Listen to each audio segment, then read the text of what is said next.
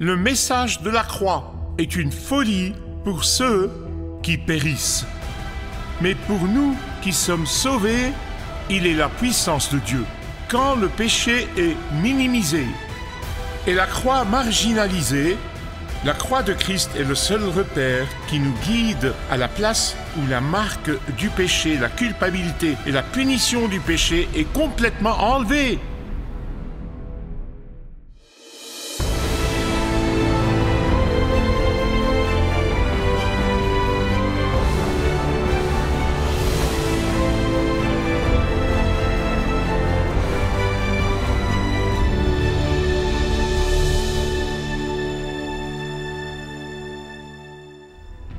Chaque être humain né n'importe où dans le monde, chacun d'entre nous, chaque être humain, parmi les 7 milliards que compte le monde aujourd'hui, ou ceux qui nous ont précédés, ou ceux qui nous suivront, chacun est né avec une dette spirituelle autour du cou qu'il ne pourra jamais payer. Mais Dieu, dans sa miséricorde, a donné un moyen d'échapper à cette prison qu'est la dette spirituelle avec laquelle nous sommes nés. Écoutez-moi bien, cette dette spirituelle avec laquelle nous sommes nés ne pourra jamais être payée par l'humanité entière. Elle ne pourra jamais être payée par qui que ce soit. Elle ne pourra jamais être payée même avec toutes les richesses de la terre. Cette dette ne pourra jamais être payé par les puissances de ce monde. Ah, mais Dieu est le seul à pouvoir payer cette dette spirituelle avec laquelle nous sommes nés et que nous avons accumulé de plus en plus au fur et à mesure que nous vivions dans le péché, au fur et à mesure que nous commettions le péché dans notre vie. Nous ne l'avons pas seulement hérité, nous l'avons aussi pratiqué. Mais Dieu merci, dites-le avec moi, nous avons la croix de Christ. Nous avons la croix de Jésus. Pourquoi dis-je cela? Parce que sur la croix, Dieu a payé la dette, cette dette spirituelle, pour chaque pécheur repentant et croyant qui vient à Christ et accepte ce paiement pour lui ou elle. Dieu merci parce qu'il a payé, il a fait le paiement. Je voudrais vous rappeler que dans le dernier message, nous avons commencé cette série de 3 messages sur la folie et la puissance de la croix. Et ces mots viennent directement de Corinthiens. L'apôtre Paul a dit que la croix est une folie pour ceux qui périssent, mais qu'elle est la puissance de Dieu pour nous qui sommes sauvés. En effet, sur la croix, Dieu ne s'est pas contenté de trouver une solution à notre dette spirituelle, il est devenu la solution. Il a payé. En fait, même 700 ans avant la mort de Christ sur la croix, le prophète Ésaïe, dans le chapitre 53 en particulier, a prédit 700 ans avant les détails de la croix de Christ avec une précision méticuleuse. Avant d'arriver à mon message, il faut que vous pensiez à cette question. Qui, en fin de compte, a été responsable de la crucifixion de Jésus sur la croix? Qui? Certains diront que c'est Judas, par cupidité, qui a livré Jésus aux prêtres. D'autres diront que ce sont les prêtres qui, par envie, jalousie et malice, ont livré Jésus à Ponce Pilate. D'autres encore diront que c'est Ponce Pilate qui, par lâcheté, a envoyé Jésus se faire crucifier. D'autres encore diront que ce sont ceux qui ont cloué les mains et les pieds sur la croix qui sont responsables de la crucifixion de Jésus. Et donc, sur le plan humain, on peut dire que toutes ces personnes ont joué un rôle dans la crucifixion de Jésus, mais mes amis bien-aimés, écoutez-moi, sur un plan beaucoup plus profond, sur un plan beaucoup plus spirituel, le Seigneur Jésus n'est pas mort d'une mort de martyr. Qu'est-ce que je veux dire par là? Jésus est allé à la croix délibérément et volontairement. Jésus est venu du ciel, il est né pour aller sur la croix. Luc dit qu'il a décidé de manière résolue de se rendre à Jérusalem. Il ne s'est pas laissé détourner par les disciples, il n'a pas laissé les détracteurs le détourner. Il est venu mourir sur cette croix. La question demeure donc, qui a livré Jésus pour qu'il meure? Pas Judas par cupidité, pas les prêtres par envie, pas Pilate par lâcheté. Ah, mais le Père a livré son propre Fils par amour. C'est Jésus qui volontairement est allé sur la croix par amour. L'amour pour vous, l'amour pour vous, et pour vous, et pour vous, et pour moi. L'amour pour tous ceux qui ont choisi le nom de Jésus comme leur seul Sauveur et Seigneur. L'amour pour les élus de Dieu de tous les coins du monde. L'amour pour l'Église universelle de Jésus-Christ, de toutes les tribus, de toutes les langues et de toutes les nations. C'est donc tout à fait exact de dire que c'est vous et moi qui avons envoyé Jésus sur la croix. Nous l'avons envoyé sur la croix. Mon péché, votre péché, notre péché ont envoyé Jésus sur la croix. Notre désobéissance a envoyé Jésus sur la croix. Notre rébellion a envoyé Jésus sur la croix. La dette spirituelle avec laquelle je suis né et que par la suite j'ai aggravée en l'accumulant dans une vie de péché a envoyé Jésus sur la croix. Mais pourquoi? Beaucoup de jeunes se demandent pourquoi. Pourquoi Dieu n'a-t-il pas trouvé un autre moyen plus facile de le faire? En fait, c'est ce que Jésus a demandé à Gethsémani quand il pleurait et essuyait du sang. Et il a dit, « Père, s'il y a un autre moyen. » Pourquoi? Bien-aimé, parce que seule une personne qui n'est pas née avec cette dette de péché suspendue à son cou peut sauver et payer pour la pénalité de ceux qui sont pécheurs. Et cette personne, mes amis bien-aimés, n'est autre que le Fils de Dieu né d'une mère vierge sans péché qui peut payer notre dette. Seul Jésus, qui est parfait dans sa nature, seul Jésus qui est parfait dans son caractère, seul Jésus qui est parfait dans sa conduite, seul Jésus pouvait payer la dette des pécheurs imparfaits comme vous et moi. 4 choses que la croix a accomplies pour les croyants dans le Seigneur Jésus-Christ. 4 choses que la croix a accomplies. L'expiation ou la satisfaction de la justice de Dieu, la rédemption, la justification et la réconciliation. L'expiation. Nous avons vu dans le dernier message que parce que Dieu est juste, saint et parfait, il exige la perfection. Nous ne pouvons pas entrer en relation avec lui si nous ne sommes pas parfaits. Mais qui peut s'approprier cette perfection? Qui peut prétendre à cela? C'est impossible. Je sais que je suis loin de la perfection. Très loin de la perfection. Et c'est de cette dette dont je parle. Aucun astronaute ne va sur la Lune sans porter une combinaison spéciale, et personne ne peut communiquer et entrer en relation avec Dieu. Le Dieu saint est juste sans être parfait.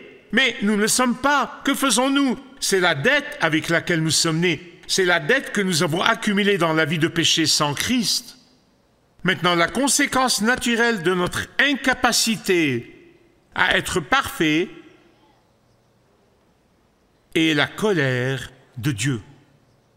Lorsque les gens entendent le mot « colère de Dieu », ils imaginent immédiatement un fou incontrôlable il pense immédiatement à quelqu'un de malveillant, de rancunier et de vindicatif, à quelqu'un qui se déchaîne. C'est ainsi que la plupart des gens comprennent le terme, mais cela ne pourrait pas être plus éloigné de la vérité. Ces descriptions peuvent décrire un patron que vous avez eu au travail, ou même une figure paternelle que vous avez connue, et vous associez Dieu à cela. Et qui ne voudrait pas éviter une telle personne? Tout le monde voudrait l'éviter. Et c'est pourquoi beaucoup de gens essayent d'éviter Dieu, parce que c'est ça leur vision de Dieu. Ces gens ne comprennent pas que la colère de Dieu n'est pas une colère imprévisible ou un acte vindicatif. Non, non, non, non, non, non. La colère de Dieu est très prévisible et elle n'est provoquée que par le mal et le mal seul. N'oubliez jamais, je vous en supplie, n'oubliez jamais qu'il s'agit du même Dieu qui a absolument tout fait pour nous protéger du mal. C'est le Dieu, celui qui, par sa miséricorde et sa grâce, a donné un moyen d'échapper à la colère prévisible de Dieu. C'est lui, c'est le Dieu qui, par son amour et sa bonté, nous a donné le moyen d'être pardonnés éternellement. L'amour du Père l'a poussé à regarder son Fils sur la croix, portant mon péché et votre péché sur son corps sans péché. Le Fils de Dieu qui a coexisté éternellement avec le Père, c'est sa grâce et son amour qui l'ont poussé à aller sur la croix et à porter votre culpabilité et votre honte ainsi que ma culpabilité et ma honte. Ne faites pas l'erreur de dire « Dieu nous a aimés parce que Christ est mort pour nous ». Non, et 1000 fois non. Dieu nous a aimés suffisamment pour que Christ soit mort pour nous. Vous avez compris?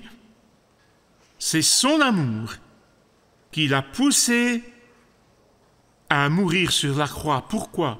Parce que la justice de Dieu et la colère de Dieu doivent être satisfaites.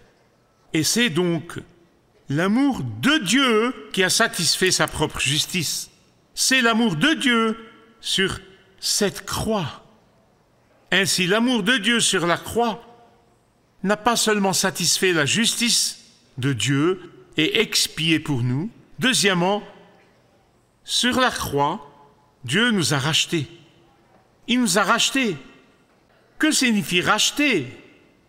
Cela signifie payer et prendre. Cela signifie acheter quelque chose avec un paiement. Cela signifie payer une rançon pour quelqu'un. Bien que la justice de Dieu ait été apaisée par la croix, la rédemption nous rappelle notre état d'esclavage au péché et à Satan avant que Christ n'entre dans nos vies. La dette du péché dans lequel nous sommes nés nous a placés dans une chaîne d'esclavage au péché. Jésus a payé le prix pour nous libérer des griffes du péché, de Satan et de la mort. Écoutez-moi bien, la rédemption par la croix signifie la libération de l'esclavage du péché et de Satan. Elle nous appartient lorsque nous nous soumettons. Je dois vraiment m'arrêter ici et dire quelque chose de très important. Il y a une grande différence entre l'esclavage du péché et les croyants qui pêchent occasionnellement. Puis-je avoir un amen? Il y a une grande différence. Ceux qui ont fait l'expérience de la rédemption du Seigneur Jésus-Christ sur la croix pécheront occasionnellement. Jean a dit, si nous disons que nous n'avons pas de péché, nous nous trompons nous-mêmes et la vérité n'est pas en nous. Mais si nous faisons quoi? Nous confessons notre péché. Pour les racheter, le péché et Satan n'ont aucun pouvoir pour les retenir et les garder. Pour les racheter, le péché n'a pas d'emprise sur nous. Et lorsque nous péchons, nous nous repentons immédiatement. Pourquoi? Parce que nous avons été libérés par le sang de Christ. C'est le prix qu'il a payé pour cette rédemption et cette liberté.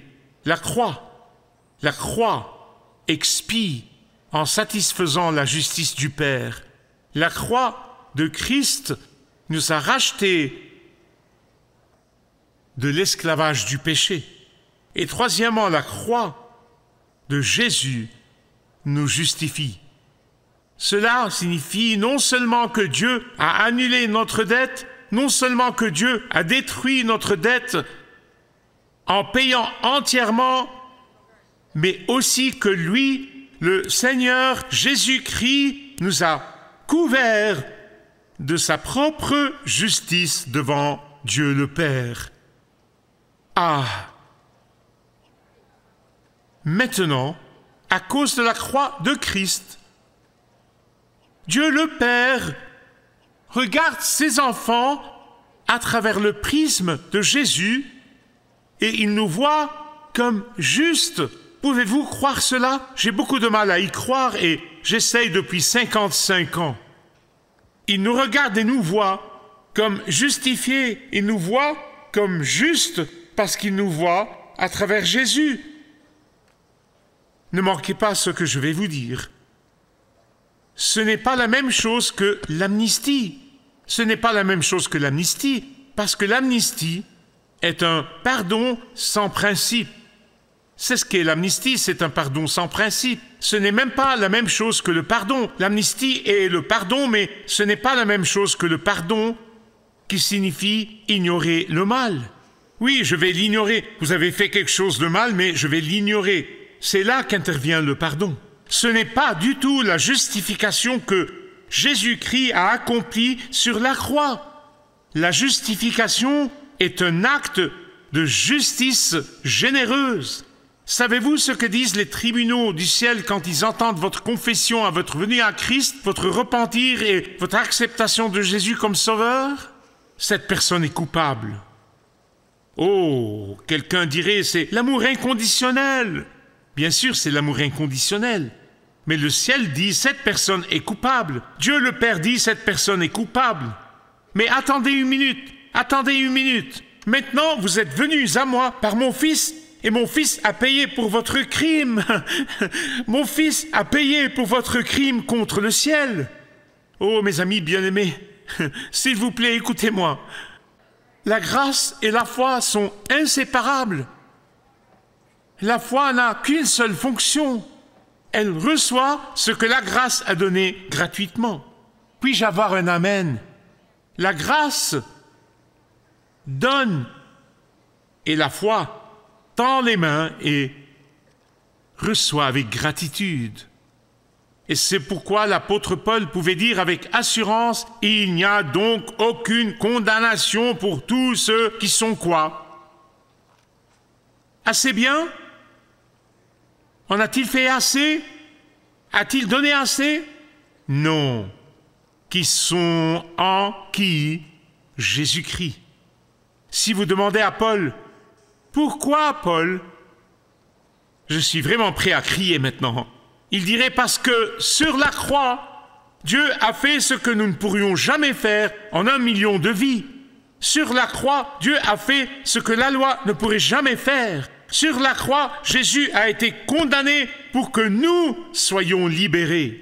Sur la croix, le corps de Jésus a été brisé pour que nous puissions devenir spirituellement entiers. Sur la croix, Jésus a été humilié pour que nous soyons dignes. Sur la croix, Jésus a été blessé afin que nous soyons purifiés. Sur la croix, Jésus a été cloué au bois pour qu'il puisse nous tirer des mâchoires du péché et de la mort.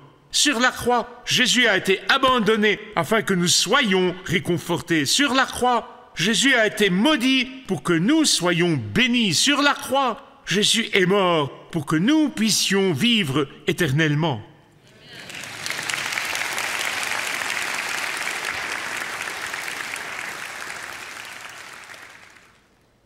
Quatrièmement, sur la croix, Jésus nous a réconciliés avec le Père, avec son Père. Le concept de réconciliation est peut-être beaucoup plus facile à comprendre que les 3 premiers. C'est pourquoi j'y ai consacré beaucoup plus de temps. Mais nous avons tous fait l'expérience de la réconciliation. Nous avons une dispute avec quelqu'un, une dispute ou un désaccord, et vous vous sentez aliéné et éloigné de cette personne. Vous vous éloignez de cette personne, puis cette personne vient confesser et vous lui pardonnez. Alors vous savez ce qu'est la réconciliation. Nous étions tous en inimitié avec Dieu.